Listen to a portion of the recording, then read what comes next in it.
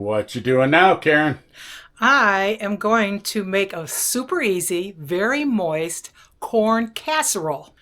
I always get raves at meals, parties, and buffets. I had a couple people tell me that it was the best thing on the buffet table. There wasn't a crumb left. So I'm going to show you a real quick way on how you make this. We're Dave and Karen from Wax on Wheels. We travel with our heavy-duty truck Leroy, our two Can-Am motorcycles, our DRV Dixie, and our smart car Zippy. Don't forget to subscribe and click on that bell to be notified when we post a new video.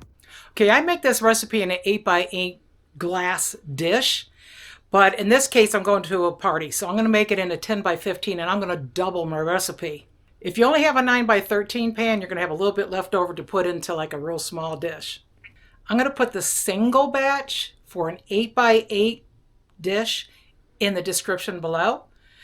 In this video, you're going to see me double everything because I'm going to be making a double batch.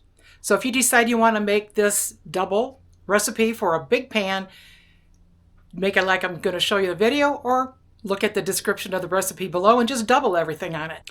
By the way, you can add jalapenos or cheddar cheese or whatever else you think might be good in it. It's kind of like cornbread on steroids. Here we go.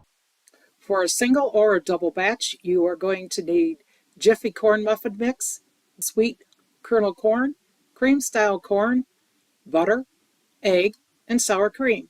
I'm going to be doing a double batch, so you can see me using double what you see on the screen here. First thing you want to do in a bowl is melt 1½ sticks of butter. Add 2 packages of 8.5 ounces of Jiffy corn muffin mix. Mix it up with a spoon. Add 4 eggs and mix those in. Add 2 cans of drained sweet corn and 2 cans of cream corn. Stir that up as well. Add 10 ounces of sour cream. Mix that up. Pour into a 10x15 sprayed casserole dish. Bake 1 hour at 325 degrees in a preheated oven. Remove from the oven when a toothpick comes out clean. Let it cool for a little bit and then enjoy. Oh, and by the way, I just got done making my low-carb clam chowder. I'll link a recipe to that in the description below and at the end of this video. How do you like that clam chowder, Dave? Love it. It's not the first time you made it. Thanks for watching. If you liked the video, please give us a thumbs up.